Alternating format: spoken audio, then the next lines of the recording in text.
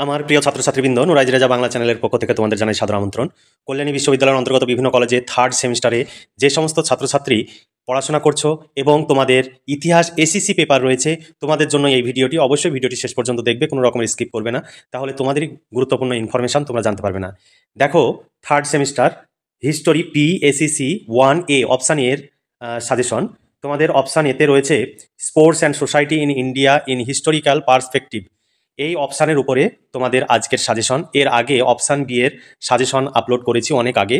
তোমরা যদি option B নিয়ে পরীক্ষা দিতে চাও তাহলে তোমরা অপশান বি এর ভিডিওটি দেখে নিতে পারো, সার্চ করলেই বেরিয়ে যাবে। এরপরে চলো দেখে নিই অপশান এর সাজেশন। এটি প্রোগ্রাম কোর্সের, যারা জেনারেল কোর্সে পড়াশোনা করছো এবং তোমরা এই অপশান এর উপরে পরীক্ষা দিতে চাও, তোমরা অবশ্যই এই ভিডিওটি দেখবে। তবে তোমরা অপশান বি নিয়ে যদি পড়াশোনা করো সেটি অনেক সহজ। অপশান বিটা অনেকেই নিচ্ছে, কারণ অনেকে আমাদের অপশান এর জন্য রিকোয়েস্ট করেছে বলে আজকে এই ভিডিওটি তোমাদের সামনে উপস্থাপন করছি। যদি এই সাজেশন অনুযায়ী প্রশ্ন উত্তরের পিডিএফ কপি সংগ্রহ করতে চাও তাহলে 200 টাকা পেমেন্ট করতে হবে। শর্ট প্রশ্ন এবং বড় প্রশ্ন উত্তর সহ পেয়ে যাবে। তাছাড়া তোমাদের জেনারেল কোর্সের বাংলা, ইতিহাস, রাষ্ট্রবিজ্ঞান, এডুকেশন, দর্শন সমস্ত পেপারের এসিসি পেপার, সিসি পেপার, সব পেপারের নোটস পেয়ে যাবে। এলসিসি ইংলিশের নোটস পেয়ে যাবে। তোমরা সংগ্রহ করে নেবে। প্রতি পেপারের জন্য 200 টাকা পেমেন্ট করতে হবে। এলসিসি ইংলিশের জন্য 150 টাকা পেমেন্ট করতে হবে। তোমরা চাইলে নিচে দেওয়া হোয়াটসঅ্যাপ নাম্বারে যোগাযোগ করবে, প্রয়োজনে ফোন করবে। ফোন করলে অবশ্যই সন্ধ্যের পর ফোন করবে, সেই টাইমটাতে আমি ফ্রি থাকি। আর তোমরা এই নাম্বারেই তোমাদের পেমেন্ট করতে হবে। পেমেন্ট করার পর পেমেন্টের রিসিভ কপিটি এই হোয়াটসঅ্যাপ নাম্বারে তোমরা পাঠিয়ে দেবে। তবে পিডিএফ কপি সঙ্গে সঙ্গে যদি আমি সেন্ড না করি, তোমার মেসেজ যদি আমি না দেখি, তাহলে বুঝবে আমি কোনো কাজে ব্যস্ত রয়েছি। অতএব একটু ওয়েট করবে। তারপরে মেসেজ দেখলেই সঙ্গে সঙ্গেই তোমাকে প্রশ্নোত্তরের পিডিএফ কপি পাঠিয়ে দেওয়া হবে। অনেক ক্ষেত্রে নেটওয়ার্কের সমস্যা হয়, যে কারণে একটু সময় লাগে। অনেকে পেমেন্ট করার সঙ্গে সঙ্গে বারবার ফোন করো, তোমরা একটু ওয়েট করবে। বারবার ফোন করলে আমার সেই মেসেজগুলো বের করে তোমাদের সেন্ড করতে দেরি হয়ে যায়। তাই তোমরা ওয়েট করবে। আর যদি ফোনে কথা বলার প্রয়োজন হয় অবশ্যই ফোন করবে, কিন্তু সেটা সন্ধ্যের পর ফোন করলে খুব ভালো হয়, সেই টাইমটা আমি ফ্রি থাকি। এবার চলো, প্রথমে তোমাদের সিলেবাস দেওয়া আছে। তোমাদের সিলেবাসে যা আছে সেগুলো পরপর অধ্যায় অনুযায়ী দেওয়া রয়েছে। পুরো সিলেবাস তোমাদের দেওয়া আছে, তোমরা সিলেবাসটি দেখে নিতে পারো। এরপরে পরপর সেই সাজেশন, সিলেবাস অনুযায়ী সাজেশনের প্রশ্নগুলো দেওয়া রয়েছে এবং এরপরে এই প্রশ্ন অনুযায়ী প্রত্যেকটি প্রশ্ন এবং উত্তর দেওয়া রয়েছে। তবে এখানে যে সাজেশনের প্রশ্নগুলো রয়েছে সেই প্রশ্নগুলোর যে সিরিয়াল নাম্বার সেটা এদিক ওদিক হতে পারে পিডিএফ কপিতে। সবসময় তোমরা অথবা প্রশ্নগুলো দেখে রাখবে। অথবাতে কিন্তু অনেক প্রশ্ন রয়েছে, সেই অথবা প্রশ্ন থেকেও তোমাদের পরীক্ষায় আসতে পারে। প্রথম অধ্যায় থেকে 1 নম্বর প্রশ্ন দেখে নাও। প্রাচীন গ্রিসে ক্রীড়ানুষ্ঠানের সংক্ষিপ্ত পরিচয় দাও। 2 নম্বর, প্রাচীন রোমান সংস্কৃতিতে ক্রীড়ার ভূমিকা কী ছিল? 3 নম্বর প্রশ্ন, সংক্ষেপে প্রাচীন ভারতের খেলাধুলার পরিচয় দাও। 4 নম্বর প্রশ্ন, অলিম্পিক ক্রীড়ানুষ্ঠানের ইতিহাস নিয়ে একটি নিবন্ধ রচনা করো, অথবা অলিম্পিক গেমস সম্পর্কে একটি ছোট নিবন্ধ লেখো। এটি 5 অথবা 10 মার্ক হিসাবে আসতে পারে। কোন প্রশ্নটি কত মার্ক হিসাবে আসতে পারে সেগুলো পাশে লিখে দেওয়া রয়েছে। 5 নম্বর প্রশ্ন দেখো, ক্রীড়া ইতিহাস রচনার গুরুত্ব আলোচনা করো, অথবা খেলাধুলার ইতিহাস চর্চার গুরুত্ব আলোচনা করো। 6 নম্বর প্রশ্ন, প্যালেস্ট্রা এবং তাদের প্রশিক্ষণ ব্যবস্থা সম্পর্কে সংক্ষেপে আলোচনা করো। 6 নম্বর প্রশ্ন, স্বাধীনতা পূর্বে ভারতের ক্রীড়া চর্চার পরিচয় দাও, অথবা স্বাধীনতার আগে ও স্বাধীনতার আগে, এটা বা হবে, স্বাধীনতার আগে বা স্বাধীনতার পূর্বে ভারতের ক্রীড়া চর্চার ইতিহাস সংক্ষেপে বিবৃত করো। তারপর 7 নম্বর প্রশ্ন, মন ও শরীরের মধ্যে সম্পর্কের ক্ষেত্রে শারীরিক দর্শন কতটা দিক নির্দেশ করেছে। 8 নম্বর প্রশ্ন, ভারতের ক্রীড়া ইতিহাস চর্চায় প্রধান প্রধান দিকগুলি নির্দেশ করো। দ্বিতীয় অধ্যায় থেকে প্রশ্ন। 9 নম্বর প্রশ্ন, মধ্যযুগের ভারতে খেলাধুলার বিকাশ সম্পর্কে আলোচনা করো। 10 নম্বর প্রশ্ন, ঔপনিবেশিক ভারতে সাম্প্রদায়িক বিভাজনের সঙ্গে খেলাধুলার কোনো সম্পর্ক ছিল কি, ব্যাখ্যা করো। 11 নম্বর প্রশ্ন, ভারতের সামাজিক ইতিহাস রচনায় খেলাধুলার গুরুত্ব কতটা। এরপরে তৃতীয় অধ্যায় থেকে প্রশ্ন দেখো, ঔপনিবেশিক ভারতে জাতীয় চেতনার বিকাশে খেলাধুলার অবদান আলোচনা করো।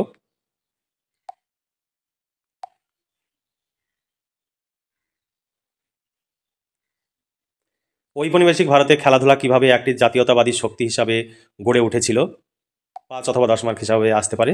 অথবা ঔপনিবেশিক ভারতে জাতীয় চেতনার বিকাশে খেলাধুলার অবদান কী ছিল।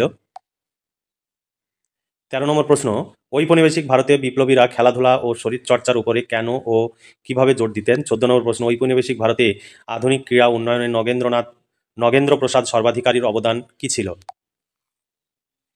15 নম্বর প্রশ্ন, প্রাক আধুনিক ভারতে বহুমাত্রিক ভারতীয় সমাজের ঐক্য সাধনে খেলাধুলা কি ভূমিকা ছিল?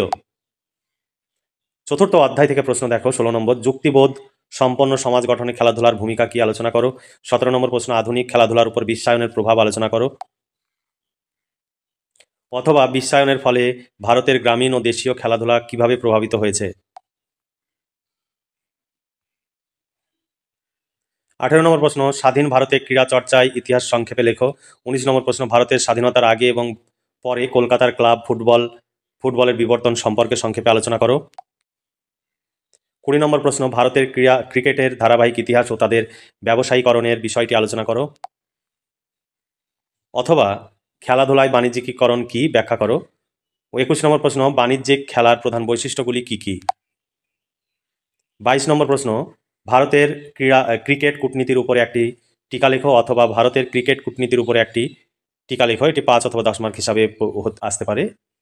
তারপরে ভারতীয় শিক্ষার উপর খেলাধুলার প্রভাব আলোচনা করো। 24 নম্বর প্রশ্ন, ভারতের ফুটবলের কূটনীতির উপরে একটি টিকা লেখো। 25 নম্বর প্রশ্ন, ভারতীয় ক্রীড়ায় লিঙ্গ বৈষম্যের প্রভাব সম্পর্কে আলোচনা করো। অথবা ভারতীয় ক্রীড়াক্ষেত্রে বৈষম্যের পরিচয় দাও। 26 নম্বর প্রশ্ন, উত্তর ঔপনিবেশিক ভারতে মেয়েদের খেলাধুলার বিকাশের উপরে একটি প্রবন্ধ লেখো। 27 নম্বর প্রশ্ন, প্রাচীন খেলা হিসাবে দাবা খেলার পরিচয় দাও। এই ছিল তোমাদের 27খানা সাজেশন ভিত্তিক প্রশ্ন। তার মধ্যে 20খানা প্রশ্নে স্টার চিহ্ন দেওয়া রয়েছে। সেই 20 থেকে 22খানা যে স্টার চিহ্ন দেওয়া প্রশ্ন, সেগুলো অবশ্যই ভালো করে পড়বে আর বাকিগুলো দেখে রাখবে। আর তোমাদের বলে রাখি, তোমরা যদি পিডিএফ কপি সংগ্রহ করতে চাও অবশ্যই নিচে দেওয়া হোয়াটসঅ্যাপ নাম্বারে যোগাযোগ করবে। এটাই ফোনপে এবং গুগল পে নাম্বার। এই নাম্বারে পেমেন্ট করে পেমেন্টের রিসিভ কপিটি এই হোয়াটসঅ্যাপ নাম্বারে তোমাদের পাঠিয়ে দিতে হবে। 200 টাকা পেমেন্ট করতে হবে। শর্ট প্রশ্ন এবং বড় প্রশ্ন উত্তর সহ তোমরা পেয়ে যাবে। তবে আমি তোমাদের বলবো, এই অপশান এ তোমরা চয়েস না করে অপশান বি এর যে রয়েছে ঐতিহ্য এবং মিউজিয়াম আর্কিওলজি, সেটা নিয়ে তোমরা পড়বে। সেটা অনেকটা ইজি রয়েছে। আর অপশান এ কিন্তু অনেকটাই কঠিন। তবে তোমরা যদি খেলাধুলা ভালোবাসো তাহলে এই অপশানটি নিয়ে পড়তে পারো। আর তোমাদের পরীক্ষায় সমস্ত প্রশ্ন আশা করি কমন পেয়ে যাবে। কমন নিয়ে সমস্যা নেই। আমাদের যে পরীক্ষাগুলো হয়ে গেল সেই পরীক্ষার যে প্রশ্নপত্র তার সঙ্গে সাজেশনের মিল দেখিয়ে ভিডিও আপলোড করা রয়েছে, সেগুলো দেখে নিতে পারো। তোমরা প্রয়োজন বোধ করলে এই সমস্ত নোটস সংগ্রহ করতে পারবে। এখানে আমাদের পুরোটাই কম্পিউটার টাইপ। এখানে হাতে লেখা বা বইয়ের ছবি তোলা কোনো কপি নেই। এবং উত্তরগুলো খুব সুন্দর করে সাজিয়ে গুছিয়ে লেখা রয়েছে। তোমরা এগুলো পড়লেই কমন পেয়ে যাবে। আর এখানে ওখানে ছুটে না বেরিয়ে তোমরা প্রতি সেমিস্টারে আমাদের কাছে নোটস পাবে। একটু আগে থেকে নোটসগুলো সংগ্রহ করে নেওয়ার চেষ্টা করবে। আমাদের নোটস তৈরি করতে প্রচুর সময় লাগে এবং প্রচুর খরচ হয়, যে কারণে তোমাদের আমরা কখনোই ফ্রিতে নোটস দিতে পারবো না। তার জন্য আমরা প্রথমেই ক্ষমা চেয়ে নিচ্ছি। কারণ অনেকেই আমাদের হোয়াটসঅ্যাপে মেসেজ করে তারা ফ্রি পিডিএফ কপি চাই, যেটা আমাদের পক্ষে দেওয়া সম্ভব নয়। তোমরা কখনোই সেই রকম আবদার করবে না।